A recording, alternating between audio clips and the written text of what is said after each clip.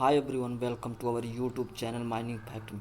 दोस्तों, आज हम कोल इंडिया लिमिटेड के ईसीएल यानी ईस्टर्न कोलफील्ड लिमिटेड और डब्ल्यूसीएल यानी वेस्टर्न कोलफील्ड लिमिटेड में होने वाले माइनिंग सरदार, जूनियर ओवरमैन तथा सर्वेयर एग्जाम के लिए महत्वपूर्ण क्वेश्चन देखेंगे जो कि एमसीक्यू फॉर्म में रहेंगे। दोस्तों, इससे पहले हमने इसका एक वीडियो अपने यूट्यूब चैनल पर अपलोड कर दिया है, तो इससे पहले का क्वेश्चन आप उस वीडियो को हमारे चैनल पर जाकर देख सकते हैं। तो चलते हैं दोस्तों अपना अगला वीडियो, जो कि होने वाले एग्ज़ाम के लिए बहुत ही महत्वपूर्ण है। तो यदि चैनल पर नए हैं तो कृपया सब्सक्राइब कर लें। तो पहला क्वेश्चन है दोस्तों 45 number, workman inspector fills this form statutory. यानी वर्कमैन इंस्पेक्टर जो माइंस में अपॉइंट किया जाता है, जो कि 500 से अधिक व्यक्ति जब माइंस पर काम करते हैं तो वहाँ पर 3 वर्कमैन इंस्पेक्टर नियुक्त किया जाता है, जो कि माइनिंग, इलेक्ट्रिकल और मैकेनिकल डिपार्टमेंट से होता है।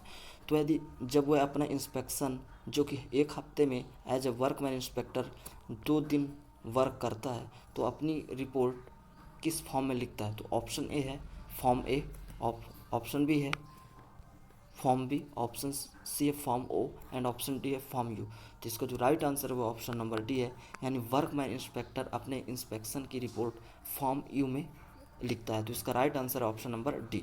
अगला है 46 number, which of the following is most difficult in starting an open cast project. यानी जब ओपन कास्ट प्रोजेक्ट या माइनिंग स्टार्ट किया जाता है तो सबसे मोस्ट डिफ़िकल्ट चीज़ क्या होती है?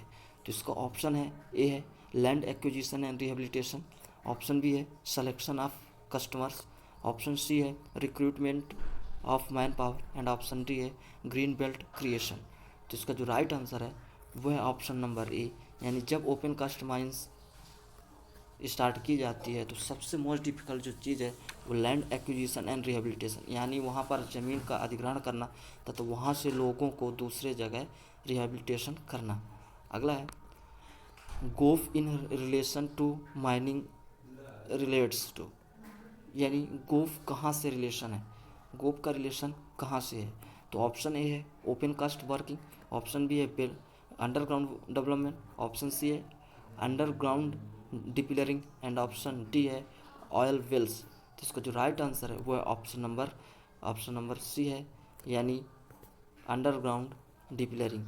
दोस्तों, जब हम डिपिलरिंग करते हैं तो जहाँ से कोयला निकाल दिया जाता है या कोयले का पिलर काट लिया जाता है, तो वो जो खाली स्थान बचता है उसे डिपिलरिंग, उसे गोफ कहा जाता है। तो वह अंडरग्राउंड डिपिलरिंग कंडीशन पे होता है। तो इसका राइट आंसर है ऑप्शन नंबर सी। 48 नंबर है, this is not an open cast machine. यानी इनमें से कौन ओपन कास्ट मशीन नहीं है? तो इसका ऑप्शन ए है क्रेन, ऑप्शन बी है टायर हैंडलर्स, ऑप्शन सी है एसडीएल यानी side discharge loader and option D है फॉल लिफ्टर। तो इसका जो राइट आंसर है वो है ऑप्शन नंबर सी है, यानी एसडीएल यानी साइड डिस्चार्ज लोडर एक अंडरग्राउंड माइंस में उपयोग की जाने वाली लोडिंग मशीन है, इसलिए इसका राइट आंसर है ऑप्शन नंबर सी। अगला है water danger plan is prepared by. यानी वाटर डेंजर प्लान कौन बनाता है? तो ऑप्शन ए है सिविल इंजीनियर, ऑप्शन बी है माइनिंग सुपरवाइजर, ऑप्शन सी है mine surveyor and option D है सिविल सर्वेयर। तो इसका जो राइट आंसर है वह है ऑप्शन नंबर सी, यानी माइन सर्वेयर। दोस्तों, माइंस में प्लान या नक्शे से रिलेटेड जो भी काम होता है वह पूरा का पूरा सर्वेयर के द्वारा किया जाता है। तो इसका राइट आंसर है माइन सर्वेयर। अगला 50 number, full form of SOP in mining is. यानी एसओपी का फुल फॉर्म क्या है? तो इसका ऑप्शन है schedule of procedure, option B है superintendent of police, option C है safe operating procedure and option D है सिस्टम ऑफ प्रोसेस। तो इसका जो राइट आंसर है वो ऑप्शन नंबर सी है, यानी एसओपी का फुल फॉर्म है सेफ ऑपरेटिंग प्रोसीजर। दोस्तों, इसे आप सीएमआर 2017 के रेगुलेशन नंबर 104 पर देख सकते हैं। अगला है 51 number, qualification had taken place in following order. यानी जो क्वालिफिकेशन है किस ऑर्डर में हुआ है? तो इसका ऑप्शन है लिग्नाइट, पीट, विटुमिनस, एंथ्रेसाइट, ऑप्शन बी है peat, lignite, bituminous, anthracite, and option C है peat, lignite, anthracite and bituminous. तो इसका जो राइट आंसर है वो ऑप्शन नंबर है बी है, यानी जो कोल का क्वालिफिकेशन हुआ है वह पहले पिट, इसके बाद लिग्नाइट, फिर बिटुमिनस, इसके बाद जो लास्ट है वह एंथ्रेसाइट है, जो कि उच्च क्वालिटी कोल है एंथ्रेसाइट। अगला है 52 number, the term representative factor R F is related with, यानी जो रिप्रेजेंटेटिव फैक्टर है वह किस चीज़ से रिलेटेड है। तो ऑप्शन ए है माइन वेंटिलेशन, ऑप्शन बी है माइन प्लान, ऑप्शन सी है mine air sampling and option D है माइन ड्रेनेज। तो इसका जो राइट आंसर है वो ऑप्शन नंबर बी है, यानी जो आर एफ होता है रिप्रेजेंटेटिव फैक्टर होता है वह माइन प्लान से रिलेटेड है। जब कोई प्लान बनाया जाता है तब आर एफ होता है, इसलिए आर एफ जो है वह माइन प्लान से रिलेटेड है। अगला क्वेश्चन है 53 number, this is not a mine as per mines act, यानी इनमें से कौन सा माइंस एक्ट के हिसाब से माइंस में नहीं है। तो ऑप्शन ए है CHP, ऑप्शन बी है OB बेंच, ऑप्शन सी है power plant and option D है मेन सम्प। तो इसका जो राइट आंसर है वो ऑप्शन नंबर सी है, यानी जो पावर प्लांट होता है वह माइंस में नहीं होता है, तो माइंस से रिलेटेड नहीं है। तो इसका राइट आंसर है power plant, option number C. अगला है who is not a competent person as per known, यानी इनमें से कौन सा एक कॉम्पिटेंट पर्सन नहीं है। तो ऑप्शन ए है हेम ऑपरेटर, यानी heavy earth moving machinery operator, option B है इलेक्ट्रीशियन, ऑप्शन सी है mining sardar and option D है डाटा एंट्री क्लर्क। तो इसका जो राइट आंसर है वह ऑप्शन नंबर सी है।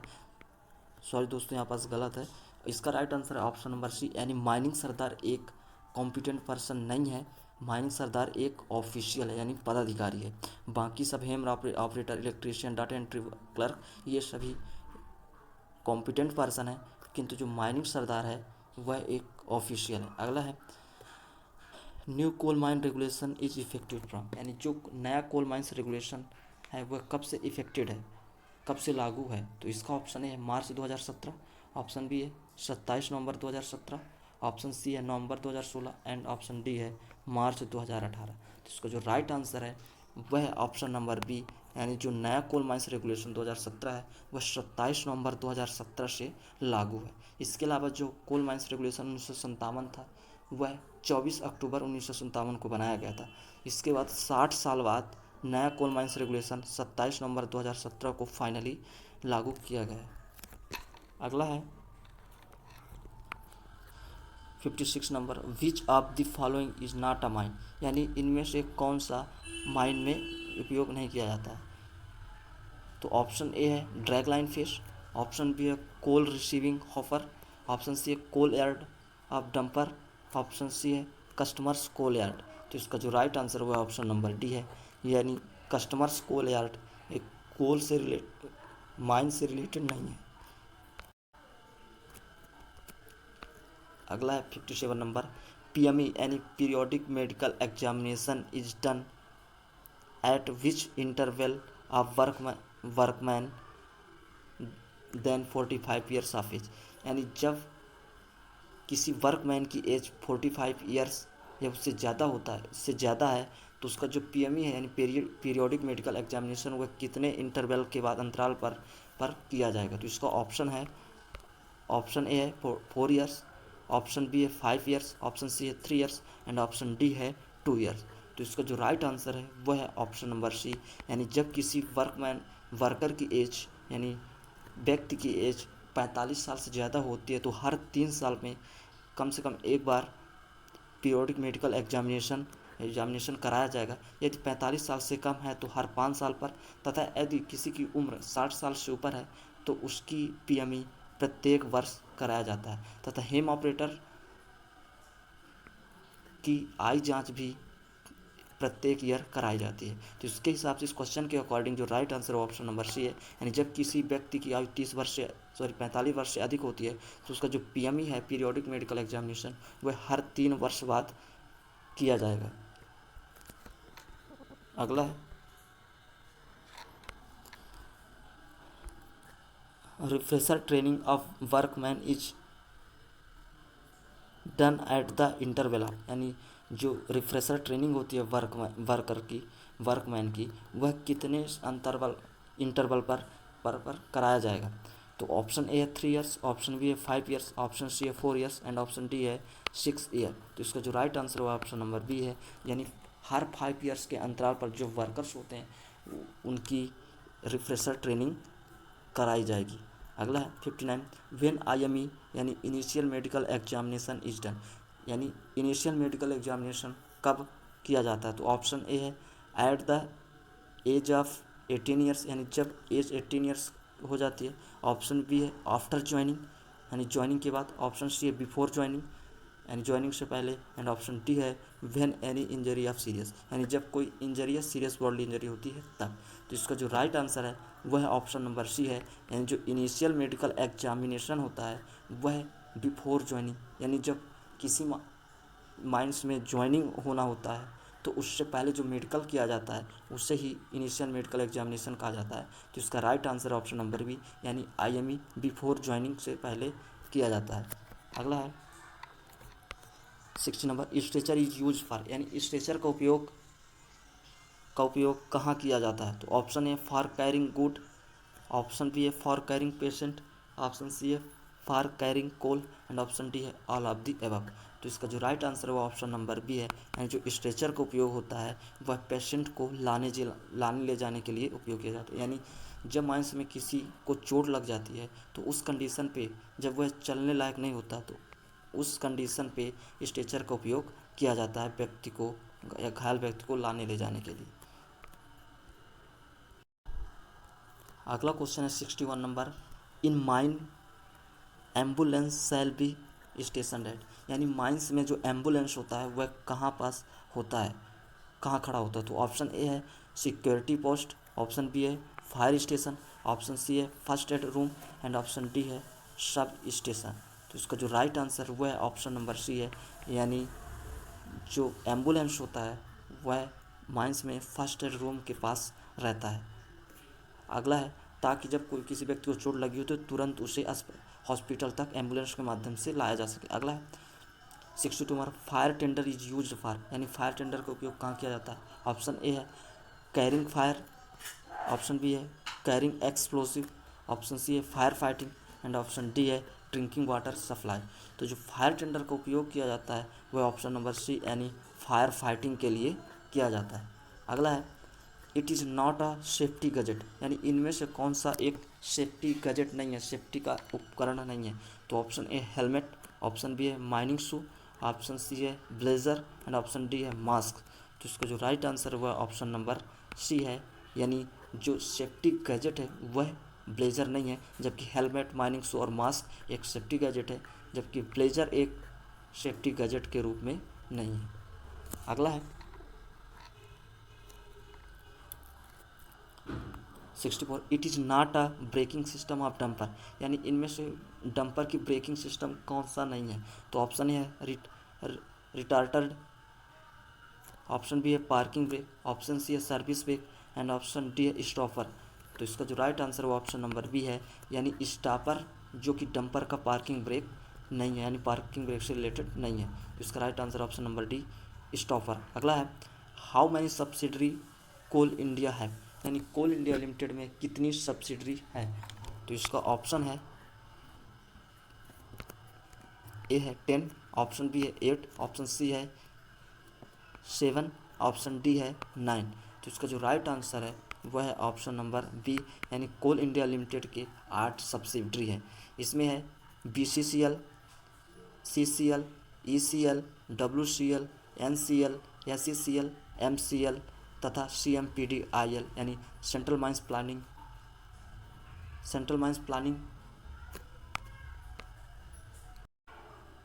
And design institute limited. तो इसमें से जो CMPDI है वह एक जो प्लानिंग और रिसर्च काम करती है, बाकी जो 7 सब्सिडरी हैं वह कोल प्रोडक्शन का काम करती है। अगला है 66 number, burden is the distance between, यानी जो बर्डन होता है वह किस किस के बीच का डिस्टेंस होता है। तो ऑप्शन ए है 2 होल्स, ऑप्शन बी है 2 रोज, ऑप्शन सी है first rows of the blast hole and the end the bench edge option C है first row and last row. तो इसका जो राइट आंसर है वो ऑप्शन नंबर सी है, यानी जो बर्डन होता है वह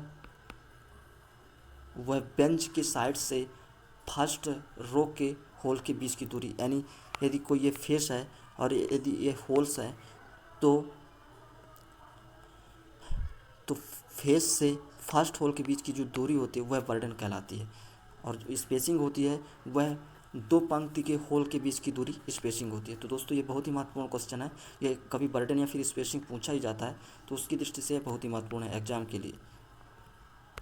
अगला है 67, performance of blasting is calculated, यानी ब्लास्टिंग के परफॉर्मेंस की गणना किससे करते हैं। तो ऑप्शन है स्ट्रिपिंग रेशियो, ऑप्शन बी है पावर फैक्टर, ऑप्शन सी है powder factor and option D है स्पेस फैक्टर। तो इसका जो राइट आंसर है वो ऑप्शन नंबर सी है, यानी performance of blasting is calculated by powder factor, यानी जो ब्लास्टिंग के परफॉर्मेंस है उसे पाउडर फैक्टर से कैलकुलेट किया जाता है। तो पाउडर फैक्टर का जो फार्मूला होता है amount of rock blasted in ton upon per KG of explosive.